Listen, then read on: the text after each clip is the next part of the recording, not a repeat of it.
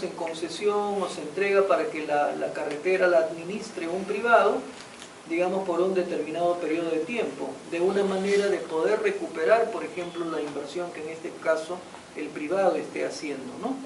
Por ejemplo, el caso más palpable, digamos, ahorita, y de un proyecto muy importante, que bueno, no es una carretera, digamos, más bien es una vía urbana, es el proyecto Vía Parque Rímac, ¿no? O sea, es el proyecto, o que también se conoce como el proyecto Línea Amarilla, que es el proyecto este del túnel bajo el Rímac, ¿no? Que es un proyecto que, bueno, ya está bastante avanzado y que debe de entrar en servicio probablemente de aquí a un año, un poco más, que digamos es el túnel bajo el Rímac, que es un proyecto de más o menos 600 millones de dólares y comprende un túnel de más o menos son 1.600 metros que van por debajo del río y de alguna manera, que es algo así como en Chile, ¿no? En Chile también hay una vía más o menos similar a esto.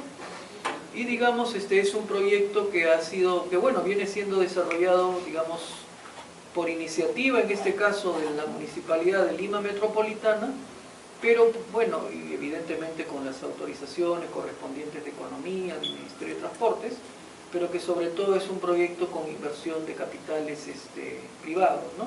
Porque la empresa que está desarrollando ese proyecto es OAS, no es una empresa brasileña. ¿Y los logros que se van a obtener eso? ¿Cuál es el objetivo? No, claro, el objetivo de lo que pasa es que, bueno, ustedes deben haber ido a Lima en más de una ocasión, y si han ido a Lima, deben haber recorrido la vía de evitamiento, ¿no?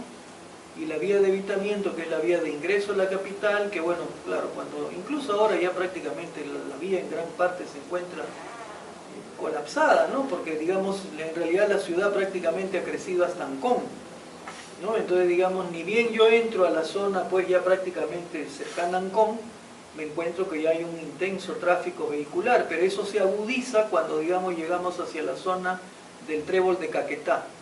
Y entre el Trébol de Caquetá y lo que viene a ser Puente Huáscar, que es lo que se encuentra ya pasando toda la zona céntrica de la ciudad, digamos el nivel de congestión que hay sobre todo en la vía de evitamiento es un nivel pues atroz, ¿no?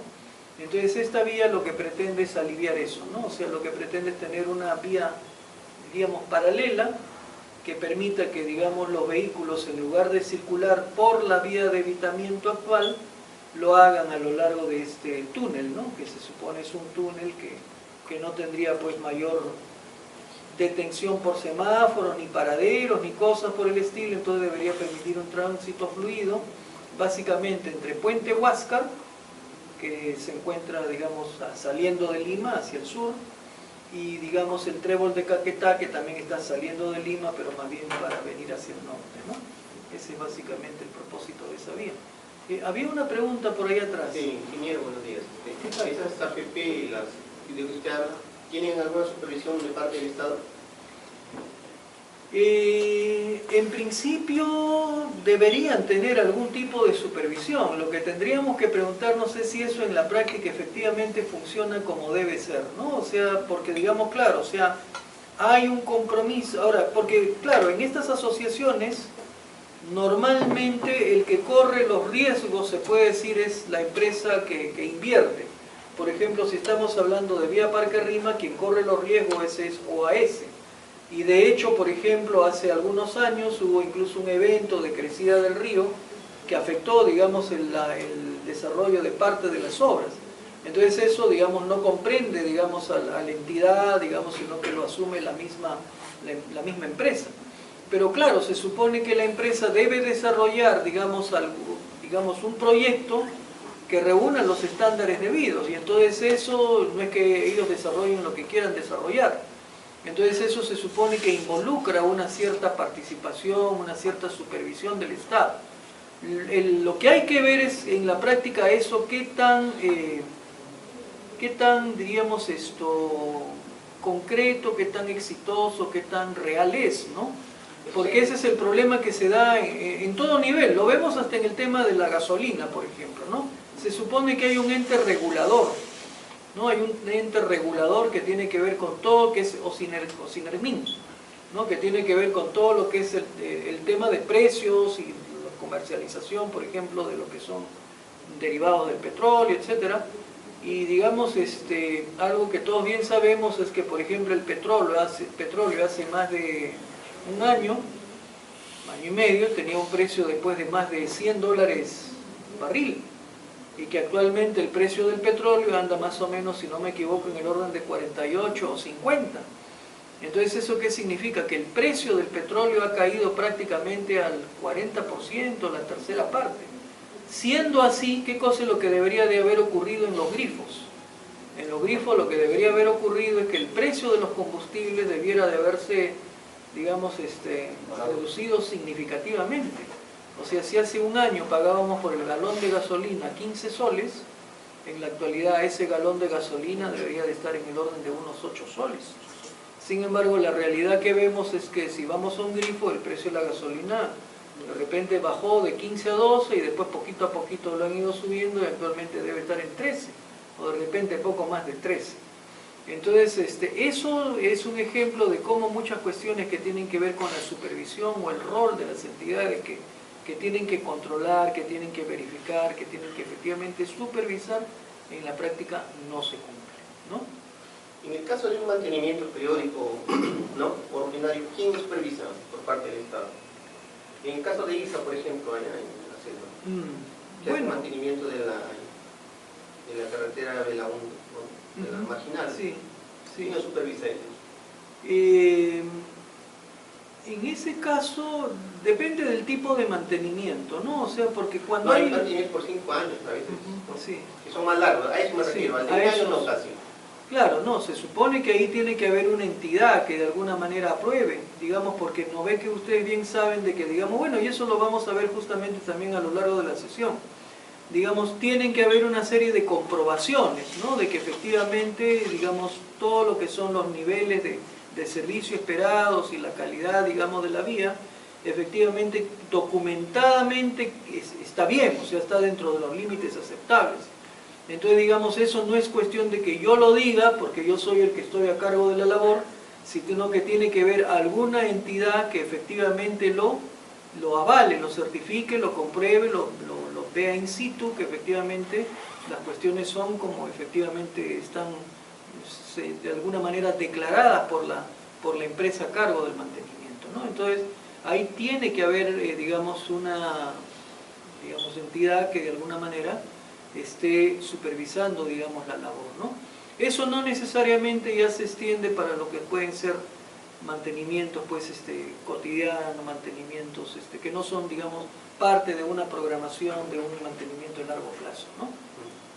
¿Qué cuestiones tenemos que tener en cuenta justamente en el proyecto de carreteras y en el desarrollo, no solamente de nuevos proyectos, sino en el mantenimiento de muchas obras, ¿no? Por ejemplo, acá, ¿qué cosa se dice?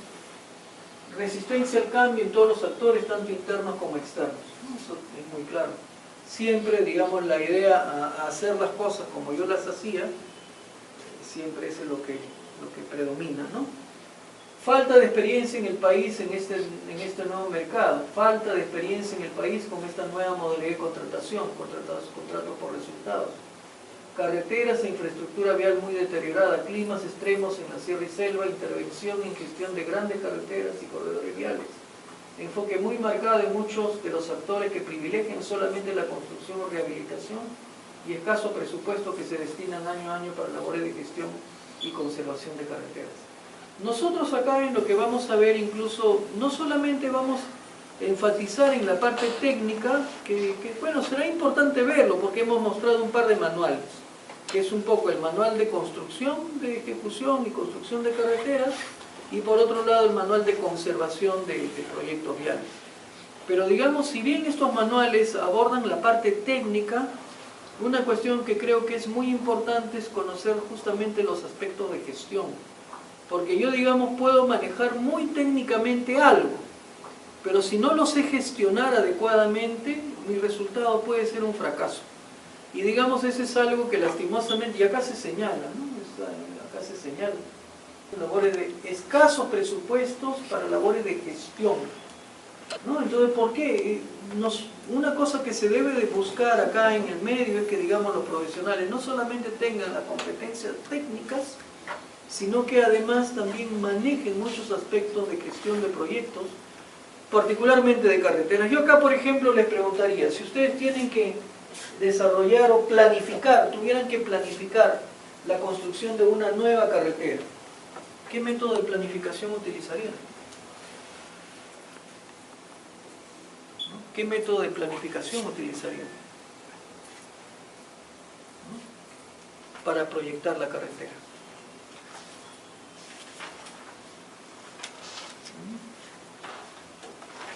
Porque eso está relacionado un poco con lo que también, bueno, vamos a salirnos un ratitito de acá.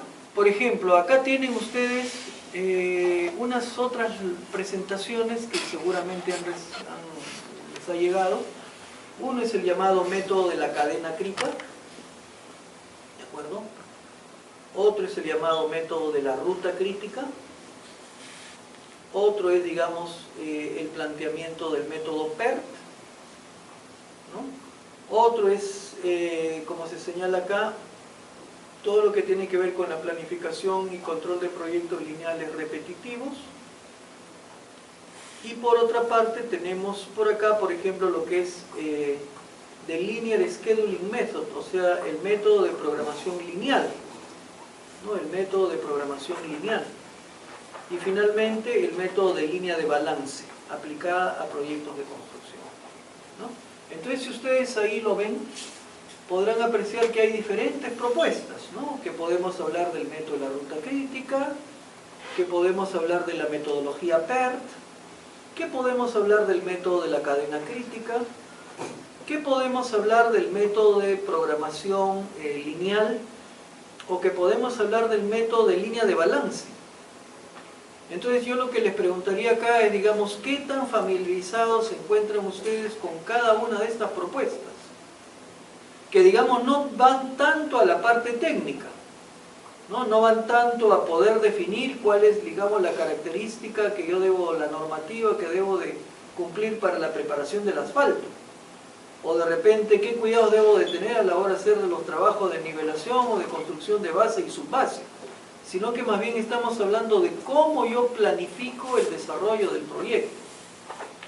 Entonces, eso ya es otro aspecto, ¿no? Y este aspecto netamente tiene que ver con la parte de gestión.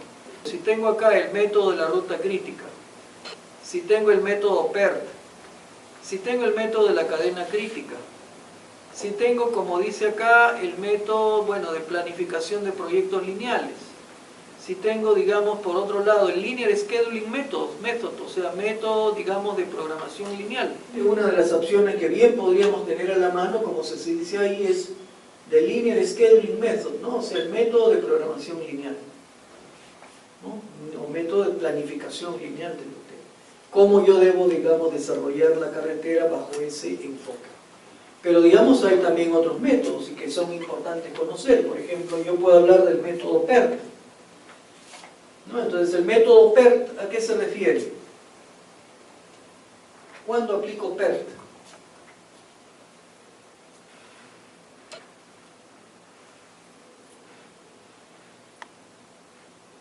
¿No? Normalmente aplicaré PERT cuando, digamos, yo tengo identificadas sí las actividades del proyecto, pero no tengo una duración clara de las mismas, ¿no? O sea, cuando yo puedo manejar escenarios, escenario optimista, escenario medio y escenario pesimista. Y entonces, claro, yo puedo decir, el tiempo estimado para realizar tal actividad fluctúa entre tanto y tanto. Y entonces, a partir de eso, yo quiero tener una idea básica o más o menos precisa de cuál va a ser la duración del proyecto. Entonces, eso me lleva necesariamente a aplicar, por ejemplo, el método PERT. Entonces, digamos, para mí, o sea, claro, es muy importante, sobre todo, bueno, es muy importante evidentemente el manejo técnico, porque, digamos, eso es lo que está dado, por ejemplo, en los manuales. Si ustedes revisan este par de manuales a los que hemos hecho referencia hace un rato, o sea, el manual de construcción de carretera y el manual de mantenimiento de carreteras, lo que podrán apreciar en ellos es que estos esencialmente abordan el aspecto técnico. Pero ¿qué cosa hay del aspecto, digamos, el aspecto de gestión? Y el aspecto de gestión tenemos que verlo también en varios ámbitos. Un aspecto, por ejemplo, sería el aspecto relacionado con lo que es la planificación del proyecto. Pero muchas veces acá también viene algo más y que es muy importante ver y que nos habla de algo que probablemente, no sé qué tanta familiaridad tengan ustedes, pero eso lo vamos a desarrollar también de alguna manera entre la sesión, lo que sea la sesión. Pero por ejemplo, muchas veces yo puedo tener el plan maestro de un proyecto. Y el plan maestro de alguna manera es justamente el cronograma que yo he fijado para la realización del proyecto, ¿no? Que normalmente cuando yo tengo que presentar un expediente técnico, ¿qué cosa involucra entre otras cosas? Involucra justamente el incluir el plan maestro, incluir el cronograma del proyecto. Ahora, ¿ese cronograma del proyecto es algo que podemos tener la certeza que se va a cumplir? ¿Qué creen ustedes? ¿No? Porque yo de repente puedo haber hecho una estimación de la duración de cada una de las actividades, la puedo haber hecho con mucha precisión y de repente la estimación que yo he hecho por cada actividad de repente tiene una confiabilidad del 95%. ¿No? O sea, todo lo he estimado de una manera muy, muy precisa para poder efectuar mi cronograma del proyecto. Eso me asegura que el proyecto va a ajustarse a esa situación que es la que yo tengo, digamos, estimada o planificada en un papel, en una proyección de lo que va a ser la ejecución o la realidad del proyecto. ¿Qué creen? ¿No? Vamos a hacer un cálculo muy simple, que lo podemos hacer básicamente acá con la ayuda del Excel. Y es una cosa además tremendamente simple. Digamos que yo tenga una confiabilidad de cada una de mis actividades del 95%. O sea, es una elevada confiabilidad, ¿no? Porque quiere decir que yo he hecho una estimación bastante buena de lo que es la actividad que voy a desarrollar. Sin embargo, tendría que preguntarme, en un proyecto de una carretera, por ejemplo, ¿cuántas actividades habrán, creen ustedes? ¿5, 10, 100?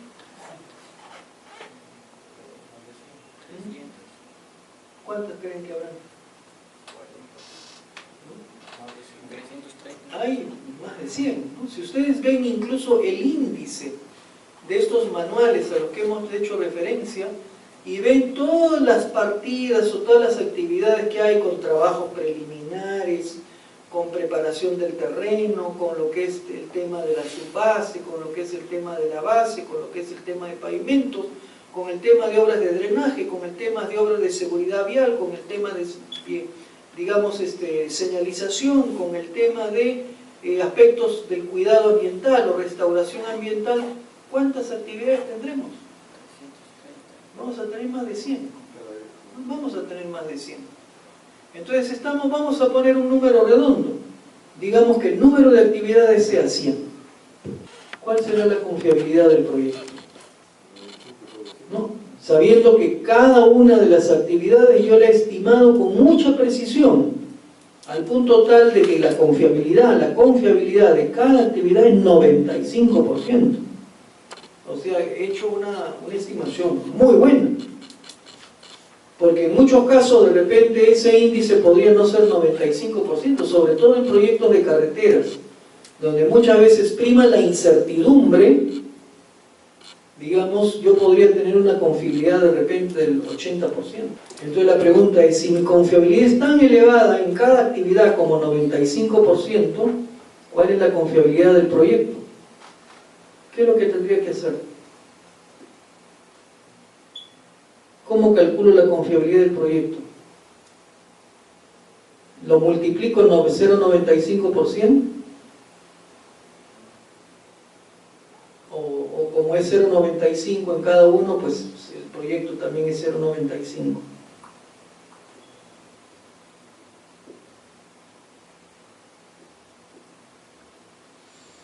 Tomen en cuenta que cada actividad es, digamos, un mundo independiente. Acá tengo una actividad, acá tengo otra actividad, acá tengo otra actividad, acá tengo otra actividad. Puede haber una secuencia entre ellas, que hago una primero y viene la otra después, pero son actividades distintas, o sea, son independientes. Si son independientes, de alguna manera, ¿cuál es la confiabilidad del proyecto? Será la confiabilidad de una por la confiabilidad de la otra, por la confiabilidad de la otra, y así sucesivamente, por la confiabilidad de todas. Que si estamos hablando de 100, entonces ¿cuál es la confiabilidad del proyecto? No habrá de ser sino la confiabilidad de una de ellas, pero elevado a la ¿cuánto? Elevado al número de actividades, elevado a la 100, porque es uno por otro, por otro, por otro, y son 100, pues, ¿no? ¿Cuál es la confiabilidad del proyecto? 0.00592. En otras palabras, la confiabilidad del proyecto es inferior al 1%. En otras palabras, ¿qué cosa es lo que puedo decir? Que el proyecto va a ser cualquier otra cosa menos lo que tengo originalmente planificado, ¿no? O sea, de algo puedo estar seguro, que lo que yo tengo planificado y que lo he puesto en el cronograma y que lo he puesto en mi propuesta, que ha sido lo establecido en mi plan maestro, no va a ser. De eso puedo estar seguro, puedo poner mi mano en fuego por eso, ¿no? Y eso que estamos hablando de una confiabilidad del 95% para cada actividad. Si la confiabilidad de cada actividad fuera 80%, ¿en qué se convertiría? Se convertiría en 0. ¿No? Se convertiría en 0. ¿No? Entonces, ¿eso qué cosa es lo que a mí me dice? Lo que a mí me dice es que yo no puedo basarme simplemente en lo que es mi plan maestro y, digamos, trabajar el proyecto en base a eso, sino que voy a tener que seguir otras tendencias modernas, evidentemente, que lo que buscan es justamente mantener el proyecto bajo control. Mantener el proyecto bajo control tratando de justamente que no hayan, digamos, elementos que de alguna manera al proyecto lo lleven por otra vía y que el proyecto termine siendo aquello que, digamos, no tenía ni siquiera yo imaginado. Y eso al final de cuentas, en nuestro caso, ¿en qué se traduce? Y esta es una cuestión real, que muchas veces yo puedo tener un proyecto de 100 millones, pero que al final de cuentas ese proyecto, ¿cuánto termina costando? Ese proyecto de repente termina costando 160 o 170 millones. ¿Por qué? Porque el proyecto simple y llanamente se salió de control. Y porque nunca nadie tuvo la capacidad de efectivamente mantener el proyecto dentro de un cauce que efectivamente se ajuste a lo originalmente planificado. Entonces, ¿eso qué nos dice? Nos dice que un cronograma inicial de un proyecto, que un plan maestro de un proyecto, que un plan inicial de un proyecto no basta, sino que yo tengo que gestionar el proyecto continuamente a lo largo de su realización, para poder ver que efectivamente este no se salga del cauce en el que de alguna manera se había planteado originalmente, ¿no? Esta cifra es muy clara, ¿no? O sea, con una confiabilidad del 95%, la confiabilidad de mi proyecto es 0.59%. O sea, ¿qué cosa puedo decir? Que el proyecto va a ser cualquier otra cosa, menos lo que yo tenía pensado, ¿no? Entonces, ¿eso a qué nos lleva? Por ejemplo, algo que se aplica mucho en la construcción de edificaciones, pero que se aplica muy poco en proyectos de carreteras, es lo que viene a ser la herramienta LASPLANNER, ¿no? La herramienta LASPLANNER, de la cual vamos a, de alguna manera, también referirnos más adelante, pero repito, es la llamada herramienta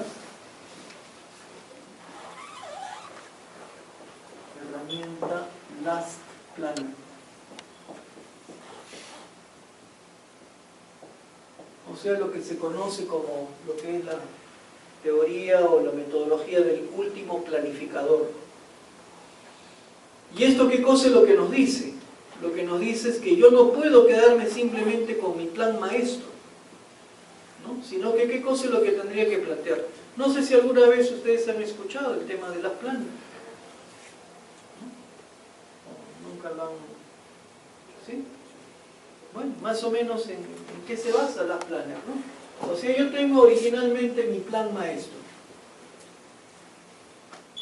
o sea, mi programación inicial,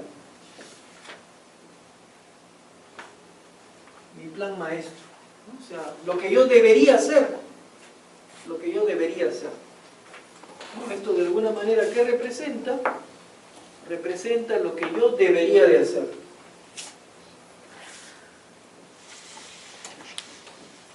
Lo que debería de hacer.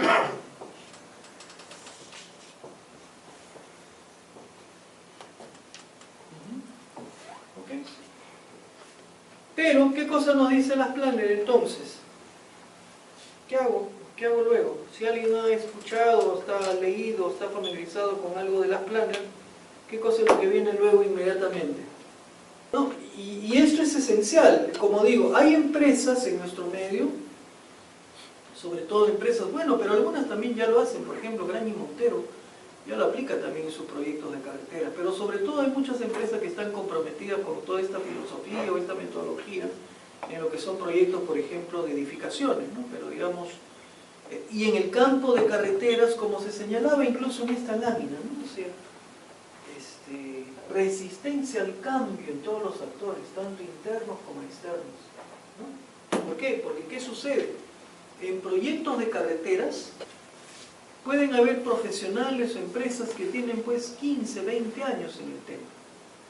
Y profesionales, diríamos, muy rancios, que según ellos tienen pues toda la experiencia del mundo, porque han participado 20 o 25 años en proyectos de carreteras, pero que lo han hecho ¿bajo qué enfoque? Bajo un enfoque probablemente tradicional, bajo un enfoque que es un enfoque pues nada actual, nada moderno, nada innovador, y que en la práctica se traduce en lo que todos nosotros vemos y observamos, que un proyecto, como dije antes, que de repente debería costar 100 millones, termina costando 160 o 170 millones, o sea, mucho más de lo que originalmente se planteó. Incluso de repente hago un estudio a nivel de prefactibilidad y mi proyecto pues es 100 millones. A nivel de factibilidad mi proyecto ya subió a 180. Cuando hago el estudio definitivo ya está en 300 y cuando lo realizo está en 420.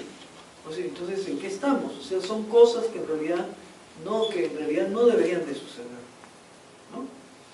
Entonces, por ejemplo, ahí justamente se habla de esto, ¿no? Resistencia al cambio en todos los actores. ¿Por qué? Porque es bien difícil que, digamos, yo pueda decirle a un profesional que tiene 20 años trabajando y que le diga, oye, ¿sabes qué? Lo que has venido haciendo está bien, pero no es eficiente y deberías cambiarlo. Y deberías de cambiarlo hacia una nueva propuesta. A una nueva propuesta como es esta, por ejemplo, que se menciona. Pero siquiera, bueno, le preguntaríamos en todo caso a este profesional, ¿qué tanta familiaridad o cercanía tiene, por ejemplo, con esta nueva propuesta? ¿No? Entonces, por ejemplo, ¿qué cosa es lo que viene luego de un plan maestro en lo que es las planners? ¿No? Luego de esto viene lo que se conoce como la planificación intermedia. Planificación intermedia. Planificación intermedia. Y esta planificación intermedia también en inglés se le conoce como look ahead planning.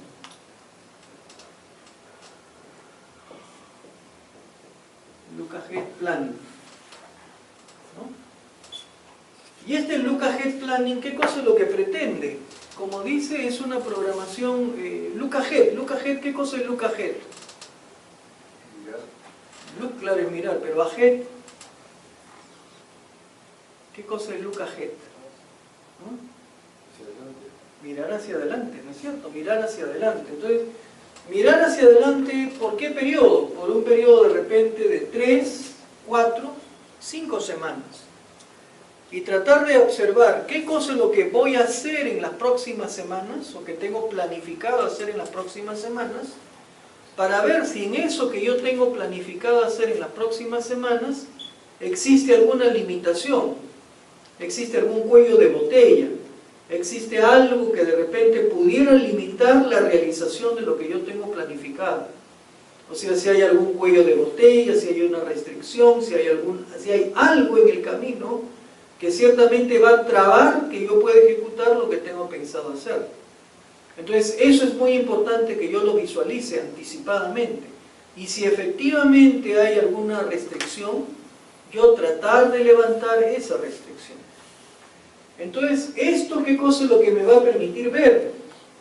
Una vez que yo haya filtrado lo que efectivamente puedo hacer de lo que no puedo hacer, porque de repente hay alguna restricción, acá justamente lo que habré de tener será identificado lo que puedo hacer. Lo que puedo hacer. ¿Y qué cosa es lo que debería de hacer también acá en esta parte? ¿No? Si hay restricciones,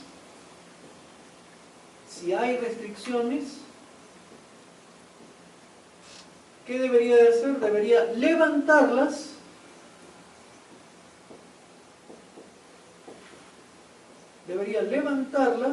con TOC. Levantarlas con TOC. ¿Y qué cosa es TOC? ¿Qué cosa es TOC? ¿Alguien le suena ese nombre? TOC es lo que en inglés se denomina Theory of Constraints y que en castellano vendría a ser la teoría de restricciones. Teoría de restricciones. Entonces yo debería de seguir una metodología muy particular, que es esta metodología que nos habla justamente de la llamada teoría de restricciones, para levantar las restricciones. O sea, si yo ya identifiqué una restricción, lo que tengo que ver es cómo levanto esa restricción. Pero para poder levantar esa restricción, lo que tendría que aplicar, de acuerdo a tendencias pues modernas, es hacer uso de lo que es la llamada teoría de restricciones, ¿no? Teoría de restricciones. Entonces, eso me llevará a mí tener, digamos, resuelto esto que es la planificación intermedia, o sea, el mirar hacia adelante, como se ha señalado, del orden de unas 3 a 5 semanas, para tratar de asegurar que todo lo que tengo planificado hacer, efectivamente lo puedo hacer, y aquello que tenga alguna restricción, aquello que tenga alguna dificultad, levantarlo mediante el empleo de la teoría de restricciones. ¿No? Entonces, eso me va a permitir a mí, como se señala, filtrar y tener claramente identificado qué cosa es lo que sí puedo hacer, lo que tengo la seguridad que no va a tener ningún problema en su ejecución. ¿Qué cosa es lo que vendrá luego? Dentro de esta metodología Last Planner, ¿qué cosa es lo que viene luego? Lo que viene luego acá es más bien la programación semanal. La programación semanal.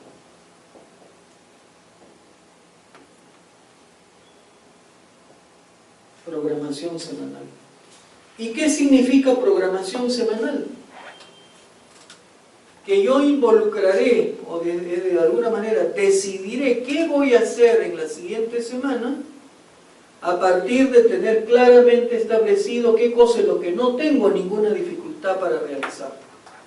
O sea, acá lo que voy es a decidir qué cosa es lo que haré. Lo que haré.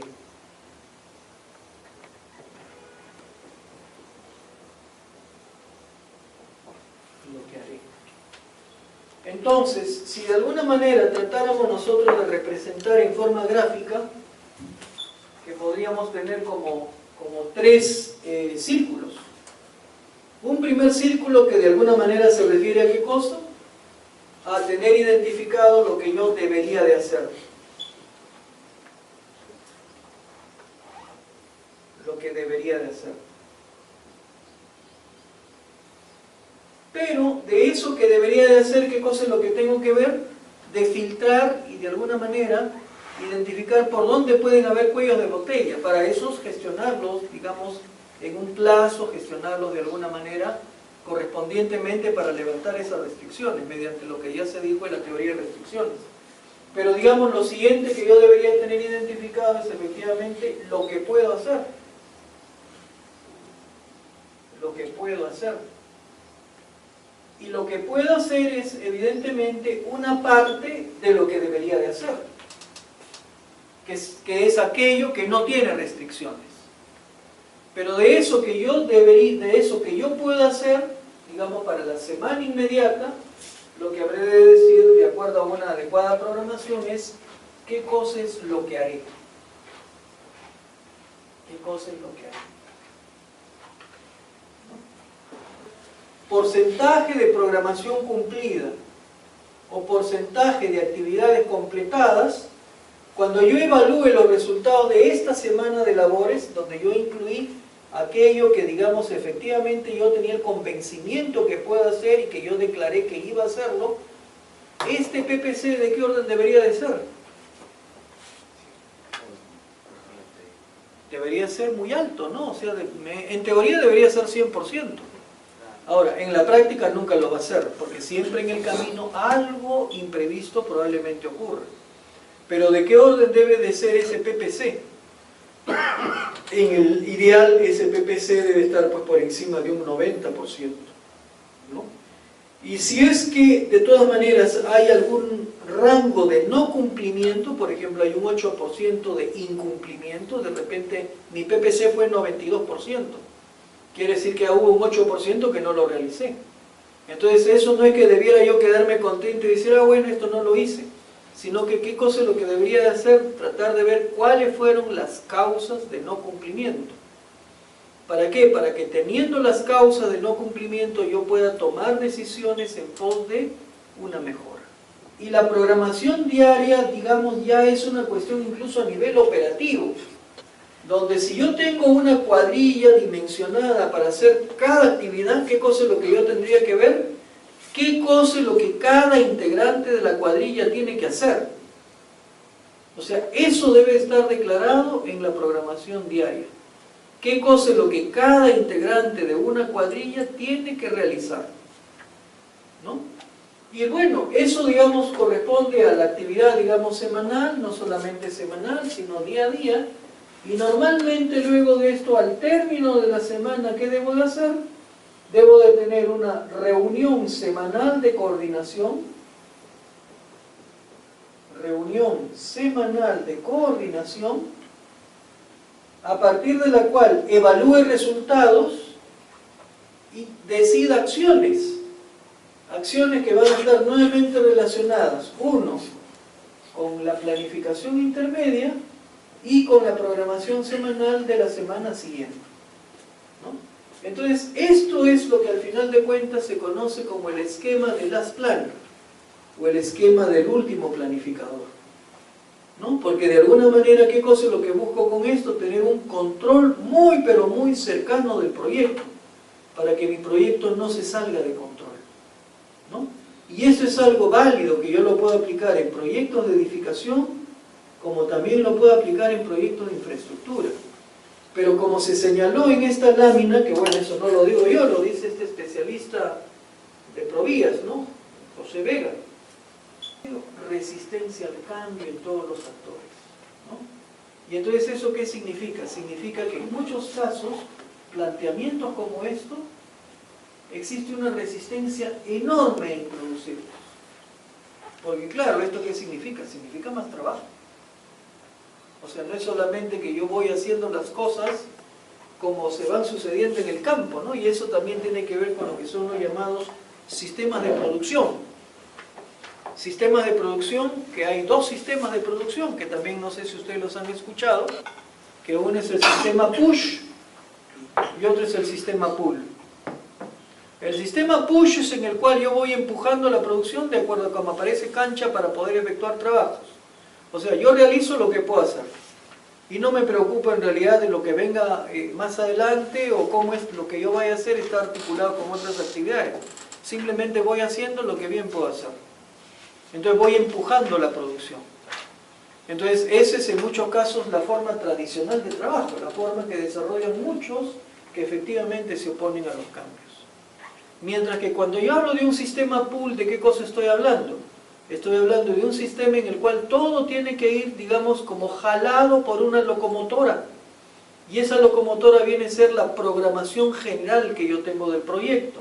Y todo tiene que responder a la programación, tiene que responder a una planificación ordenada. Y donde, digamos, no es que yo hago las cosas por hacer. Porque cuando yo hago las cosas por hacer, puedo estar desperdiciando recursos, puedo estar haciendo actividades que no están dentro de mi ruta crítica, puedo estar de repente, en fin, o sea, de alguna manera haciendo ineficiente el proyecto, ¿no? Entonces, eso es muy importante tomar en cuenta. Y esta lámina en ese sentido es muy interesante, ¿no? Porque justamente, ¿de qué nos dice? Uno, de la resistencia al cambio, ¿no? Que bueno, no hay tampoco la experiencia ni técnica de gestión en el medio para el desarrollo de muchas iniciativas nuevas en los proyectos viales, y digamos escasos presupuestos para labores de gestión y conservación de carreteras, o sea, labores de gestión que incluso estén vinculadas con una adecuada supervisión, seguimiento y control de los proyectos, ¿no? Bien, entonces bueno, con esto de alguna manera hemos mencionado algo sobre lo que es el tema de las Planner, y que es una herramienta fundamental, es una herramienta realmente importantísima para un proyecto. Muchas veces los proyectos, ¿dónde se quedan? Se quedan acá. En cualquier proyecto de infraestructura, un proyecto se queda acá, un plan maestro. A mí hace, ¿cuánto? El año 2003, estamos hablando de, sí, hace 3 años. Me tocó ir a ver no un proyecto de una carretera, pero sino un proyecto de agua potable en la localidad de Hualgayoc, ¿no? Y digamos, bueno, era un proyecto que, bueno, tenía una serie de situaciones y bueno, por eso a uno lo habían convocado para ir y ver el tema. Y bueno, llegué y entré a la oficina del proyecto y qué sé yo, y bueno, lo primero que vi en la oficina del proyecto fue un tremendo, como decir, una tremenda lámina, ¿no? Colgada en la pared, en la cual estaba el cronograma del proyecto. Y el cronograma del proyecto, ¿qué cosa decía? Que el proyecto debía haber terminado el año 2011 y ya estábamos en el año 2013, ¿no? O sea, habían pasado 2 años y el proyecto no tenía un avance ni del 30%. Entonces, ¿eso qué significa? Que lo que estaba en un plan maestro, lo que estaba en un cronograma original, lo que estaba acá, simplemente no se había cumplido, ¿no? Y entonces el proyecto, ¿qué cosa es lo que había observado? Simplemente haberse salido de control totalmente, ¿no? Y eso lastimosamente ocurre en muchos casos cuando el proyecto no tiene los elementos que lo vayan ajustando, que lo vayan controlando, que vayan viendo de que el proyecto no se salga de lo que está previsto. Entonces eso, ¿por qué cosa es lo que nos lleva? Nos lleva por todo lo que hemos mencionado. Planificación intermedia, ver qué cosa hay en el orden de 3 a 5 semanas adelante para ver si no hay cuello de botella, que efectivamente todo lo que tengo planificado hacer lo puedo hacer, y si hay restricciones tratar de levantarlas. La programación semanal, que más bien me declara específicamente qué cosa es lo que yo tengo programado o previsto hacer, que debe ser aquello que yo tengo la seguridad que no tiene ninguna limitación para realizarlo. La programación diaria, que es una cuestión más bien a nivel operativo, donde yo incluso declaro qué cosa es lo que cada participante del equipo del proyecto tiene que hacer día a día. Y por otro lado, las reuniones de coordinación, que justamente lo que pretenden es evaluar resultados a partir de indicadores y tomar decisiones para, digamos, repetir el ciclo pues en unas semanas, en la semana subsiguiente, ¿no? Yo puedo haber dicho, voy a hacer A, B, C, D, E, F. Y eso lo tengo declarado. ¿Dónde lo tengo declarado? En mi programación semanal. Voy a hacer A, B, C, D, E y F. Al término de la semana, ¿qué cosa es lo que hago? Veo si efectivamente lo que yo tenía previsto se hizo. O sea, si efectivamente se hizo A, B, C, D, E y F. Si por A, B, C, D y E se hicieron, pero F no se hizo, ¿qué significa eso? Que mi porcentaje de programación cumplida no va a ser 100%. ¿De acuerdo? Porque va a haber un ítem que no lo llegue a hacer. Entonces mi PPC va a estar por debajo del 100%. Ahora, lo que yo tendría que preguntarme es ¿por qué no lo hice? ¿Qué cosa fue lo que falló? O sea, ¿qué cosa es lo que ocurrió? Para que eso no vuelva a ocurrir, para poder tener una acción frente a esa situación, ¿no? Y con eso, como digo, tener el proyecto debidamente controlado, debidamente ajustado a lo que es su planificación o su programación inicial, ¿no? Y la teoría de restricciones, ¿qué cosa es lo que nos dice? ¿Cómo es que nosotros debemos de levantar una restricción? ¿Cómo debemos levantar una restricción, ¿no? O sea, si detectamos una restricción, ¿cómo es que tenemos que gestionarla para que esa restricción podamos levantarla? O sea, podamos superarla, podamos resolverla. Entonces, ¿qué cosa es lo que habría que decir en este sentido? Bueno, pasamos entonces ahora simplemente a ver cómo es TOC. Teoría de restricciones. ¿Y cómo es TOC? Primer paso en la teoría de restricciones es identificar la restricción.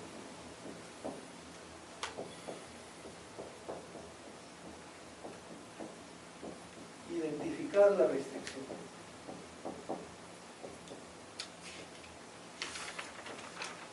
Identificar la restricción. Digamos que ya la tengo identificada. ¿Cuál sería el segundo paso? El segundo paso normalmente se conoce con el nombre de explotar la restricción. Explotar la restricción.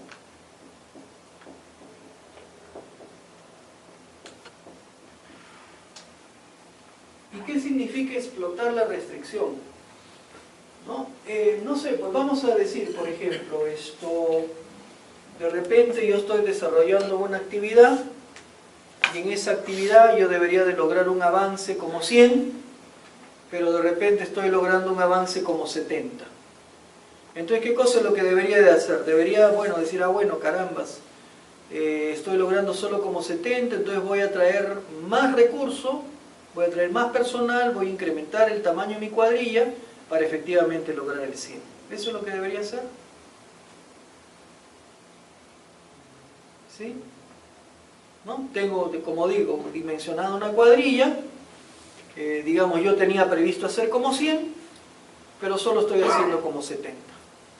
Entonces digo, bueno, esta cuadrilla, carambas, se supone que debía rendir 100, pero no está rindiendo 100, entonces nada, vamos a incrementar la cuadrilla. ¿Para qué? Para que efectivamente lleguemos a 100. ¿Eso es lo que debería hacer? Porque lo puedo hacer, ¿no es cierto? ¿Es lo que debería hacer?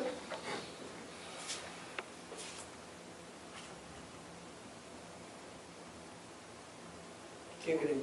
O reemplazar algunos integrantes de la cuadrilla. Bueno, esa es otra idea, ¿no? De reemplazar algunos. Claro, pero son enfoques distintos, ¿no es cierto?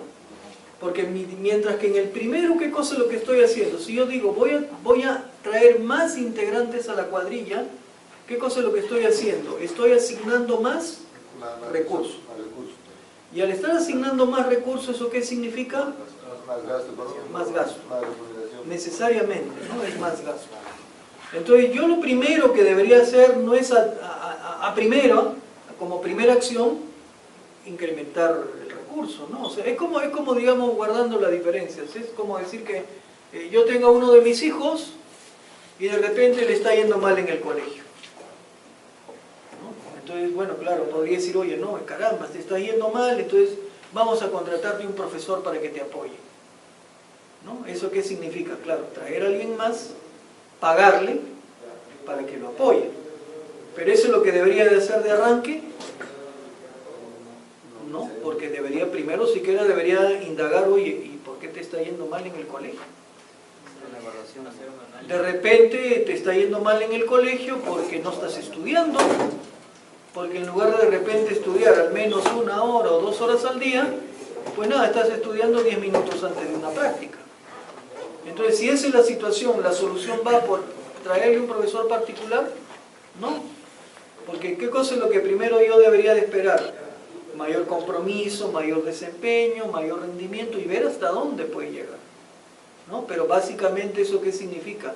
Tratar de ver que con lo que tengo, ¿cómo puedo mejorar? ¿No? Entonces es lo mismo acá, de repente yo tengo una cuadrilla que debería ser 100, pero está haciendo 70. Y eso que está haciendo puede deberse a diversas cuestiones. Una mala planificación, de repente los responsables no son los trabajadores, sino los responsables son los que están planificando las actividades.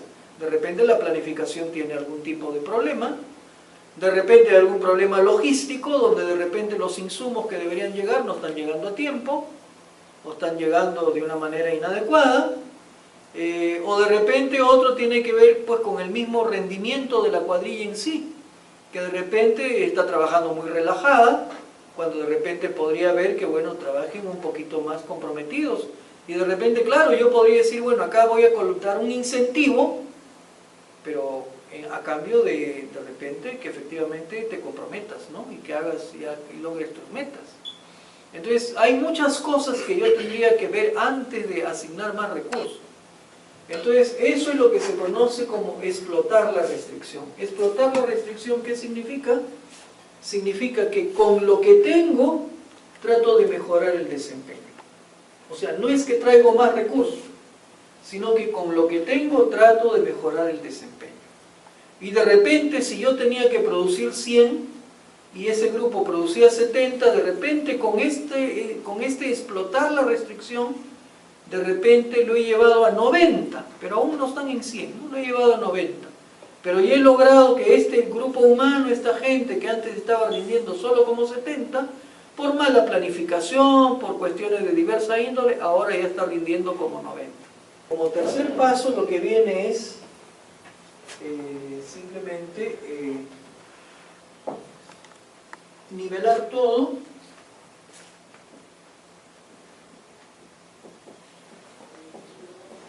el resto de actividades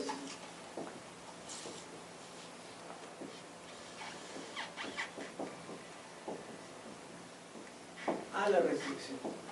Nivelar todo a la restricción. O sea, por ejemplo, eso también se puede ver en proyectos de carreteras. Digamos, yo puedo tener una actividad que está a cargo de una cuadrilla y de repente, como digo, el rendimiento que estaba en 70 lo he llevado a 90. Pero de repente podría luego venir otra actividad que de alguna manera yo puedo tener de repente una capacidad de producción de 200.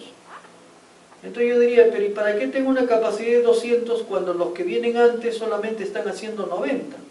O sea, ¿para qué yo podría tener una capacidad de producción de 200? Es como decir que yo tuviera una máquina, digamos, pavimentadora X, que de repente me puede avanzar X metros por día, pero que todo lo previo no llega a X, o sea, se encuentra por debajo de X. Entonces, ¿para qué yo tendría un equipo tan sofisticado con una gran capacidad de producción, cuando lo que está antes no tiene esa capacidad de producción? Entonces, digamos, ¿qué cosa es lo que se busca? Que todo se encuentre básicamente nivelado o equiparado a la capacidad de producción de la restricción. Ahora, quiere decir que si yo esto que debía lograr como 100 solamente logra 90, todo lo demás debería tenerlo nivelado a 90. Ahora, claro, alguien me diría, pero digamos, si tú querías 100 y ahora estás en 90, pues, y lo mantienes en 90, te vas a retrasar, vas a terminarlo después. Entonces, ahí ya qué cosa es lo que tendría que preguntarme. Tendría que preguntarme si esa actividad que yo la estoy nivelando a una capacidad menor, es una actividad que está dentro o no de la ruta crítica. Porque si está dentro de la ruta crítica, el bajar de la producción de 100 a 90, ¿qué significaría? Que el proyecto efectivamente se va a retrasar. Pero si la actividad no es crítica, ¿podré bajarlo a 90? Sí, porque no va a tener incidencia. ¿No ve que si mi actividad no es crítica, tiene holgura? Y si tiene holgura, me da casi lo mismo que yo produzca 100 o que produzca 90. Entonces, nivelando la 90 me sentiría contento, porque igualito eso no afectaría el resultado del proyecto. ¿Cuándo tendría que preocuparme? Cuando sí afecte el resultado del proyecto, cuando mi actividad se encuentre dentro de la ruta crítica. Ahora, ¿qué cosa es lo que viene luego? Digamos que efectivamente mi capacidad de 90 la tengo que llevar a 100, pues, ¿no? O sea, que efectivamente 90 no es suficiente, sino que de todas maneras lo tengo que llevar a 100. Entonces, ¿qué cosa es lo que viene luego, de acuerdo a la teoría de restricciones? Es elevar la restricción. Elevar la restricción.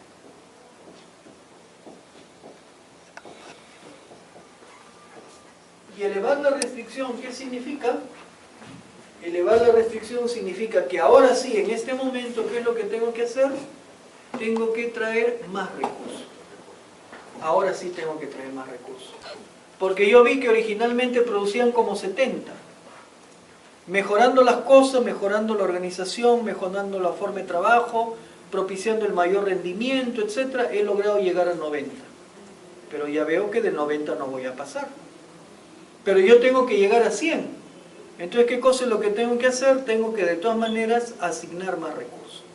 Entonces ahí sí significará que yo tendré que asignar un recurso para poder llegar a esa capacidad de 100. Pero eso, ¿cuándo lo requeriré? Lo habré de requerir cuando efectivamente esa actividad de la cual yo estoy hablando esté dentro de una línea crítica del proyecto, porque si no, no sería una cuestión requerida. ¿De acuerdo? Y entonces, una vez que haya resuelto esta restricción, ¿qué cosa es lo que tendré que hacer? Nos lo dice la teoría de restricciones en el quinto paso, nos dice volver al paso 1. Volver al paso 1.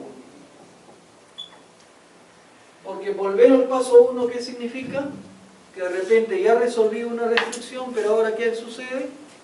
Aparece otra restricción, ¿no? Y entonces ahora tendría que gestionar una nueva restricción que eventualmente pudiera estar presente. Entonces, bueno, esta es la teoría de restricciones, ¿no? Entonces, como ven ustedes, es un mecanismo, es un procedimiento muy ordenado que nos dice cómo debiéramos hacer las cosas. Entonces, esta es la manera mediante la cual yo debería de levantar una cierta restricción que yo tenga, digamos, en un determinado alcance, digamos, de lo que está planificado en el proyecto, ¿no? Entonces, bueno, esto va de la mano junto con lo que es la herramienta Last Planner, y con esto prácticamente estaríamos pues cerrando esta referencia que hemos hecho a estos temas. No sé si ha quedado claro, porque en realidad esta es una herramienta muy útil, ¿no? Tremendamente útil. Y si ustedes están en proyectos de carreteras y de repente en su empresa esto les suena chino porque jamás lo han empleado, pues no, sería un buen momento de pensar cómo lo implementamos, ¿no? O sea, cómo lo llevamos a cabo, ¿no? Porque digamos es algo que está bastante más difundido en lo que son proyectos de edificaciones, pero que digamos no tanto así en proyectos de carreteras, que se siguen manejando de manera muy ineficiente, pero muy ineficiente, ¿no? Al comienzo, incluso, y para ilustrar esto un poquito más, ¿no? Justo al comienzo de la sesión, mostramos una presentación que vamos a de todas maneras retomar un ratito, no sé si la conservo. Estamos hablando de edificaciones multifamiliares. Pero acá podríamos justamente, para ver la importancia que tiene todo esto que hemos mencionado, podríamos justamente asociarlo a ese tipo de proyectos. ¿Por qué? Porque preguntemos algo que seguramente ustedes lo saben. Hasta hace algunos años, mayormente las edificaciones, y probablemente acá en Chiclayo todavía, ¿no? Las edificaciones mayormente, edificios de departamentos, mayormente de cuántos pisos eran o son. 5 pisos, 5 pisos, ¿no? Más o menos. 5 pisos y de repente, ¿cuántos departamentos por piso? 3, ¿no? 3 departamentos por piso. Podría estar hablando yo de 15 departamentos, ¿no es cierto? Podría estar hablando de 15 departamentos. 15 departamentos. Son 5 pisos por 3 departamentos, 15 departamentos. ¿Ok? ¿Cuánto tiempo demora la ejecución de un proyecto de ese tipo? A grosso modo, ¿no? Entre que hago pues los trabajos de excavaciones, en fin, no sé, pues estacionamientos, y ahí construyo la parte del casco, los acabados, y bueno, ya la entrega, la venta, ¿no? O sea, ¿cuánto me demora la ejecución de un proyecto de ese tipo? Un proyecto de estos, grosso modo, 8 meses. 8 meses. Bien. Veamos ahora un edificio como esto, ¿no? Por ejemplo, este es un edificio que actualmente está en construcción en Lima, que es el llamado Proyecto Lux, que está en Lince. No sé si conocen el distrito de Lince por casualidad, ¿no? Y digamos está al pie de la vía expresa, ¿no? Es un edificio que más o menos tiene 30 pisos. ¿Cuántos departamentos por piso calculan que hay acá? El área en planta no es la de un edificio pequeño de 5 pisos. Acá estamos hablando de un área en planta que puede tener más o menos 40 metros de fondo, 30 metros para este lado, 1200 metros cuadrados más o menos de área en planta, ¿no? Y bueno, claro, no es todo el área construida, pero el área construida serán 800 metros cuadrados por piso, por planta, ¿no? Entonces, ¿de cuántos departamentos podemos estar hablando? 12. 8, digamos 8 departamentos, no 8 departamentos de 100 metros cuadrados, 800 metros cuadrados, ¿no? 8 departamentos. ¿Cuántos pisos? 30 pisos. ¿Cuántos departamentos en total? 240 departamentos. 240 departamentos. ¿Cuánto debería? Si aplico regla de 3 simple, ¿cuánto me debería demorar la construcción de este edificio? Si 15 departamentos los construyo en 8 meses, 240 debería construirlos en 240 por 8, dividido entre 15. Entonces acá dividimos esto queda en 3, 80, esto 3, se convierte en 5. Me queda 640 entre 5, 640 entre 5 son poco más de 120 y más, ¿no? Sin más de 120. 120 que viene a ser ¿cuánto? 120 meses que viene a ser 10 años. 10 años. ¿No? Entonces pregunto, ¿este edificio se terminará en 10 años? ¿Creen ustedes? ¿Cuánto tiempo? Y eso que acá no están los 3 o 4 sótanos que debe tener el edificio. ¿No? ¿En cuánto tiempo se termina un edificio como estos? En un par de años. En un par de años. Entonces se dan cuenta, la producción, la planificación, la productividad en un edificio como este, ¿puede ser igual que en este de acá? ¿No? ¿Puede ser igual que en el que yo me demoraba 8 meses? Definitivamente no puede ser igual. Entonces, ¿eso qué significa? Significa que tengo que ser mucho más eficiente. Tengo que tener una mejor planificación, tengo que elevar mi ratio de productividad. ¿De acuerdo? Entonces, ¿eso qué cosa es lo que ocurre? Que digamos, en el mercado inmobiliario se da muy intensamente, porque es un mercado mucho más eficiente, mucho más competitivo. Pero eso no ocurre en los proyectos de carreteras, ¿no? Eso no ocurre en los proyectos de carreteras. Entonces, los proyectos de carreteras, al final de cuentas, ¿cómo se manejan? Se manejan de una manera tradicional, se manejan simplemente base a una planificación maestra que jamás se cumple, y se maneja en el hecho de que se trata de proyectos que de repente, como ya se mencionaba más de un momento, de repente originalmente dije yo, cuestan 100 millones y finalmente me termina costando 170, 180 millones. ¿Y eso por qué? Por una deficiente planificación, por una deficiente programación, por un deficiente control del proyecto, ¿no? Entonces acá, como ven, no estamos hablando de aspectos técnicos, o sea, yo no estoy diciendo el pavimento es esta mezcla, o digamos la subbase tiene que tener estas características, o estos son los controles que tengo que hacer para la calidad del pavimento, sino que lo que estamos hablando es de la gestión del proyecto. Y entonces el éxito del proyecto no es solamente que yo tenga un buen diseño, porque yo puedo tener un excelente diseño. El éxito del proyecto es que a la hora que yo lo realizo, efectivamente ese proyecto sea exitoso en su realización. Y entonces, ¿eso qué significa? Prestar mucha atención a todos estos aspectos que van más allá de la parte netamente técnica. Por eso es que, digamos, incluso acá, bueno, es cierto, en las siguientes horas habremos de revisar muy de pasada los manuales de especificaciones constructivas y manuales de conservación de carreteras, pero consideraba que no es propósito tampoco de esta sesión enfatizar en esas 2.500 páginas de material.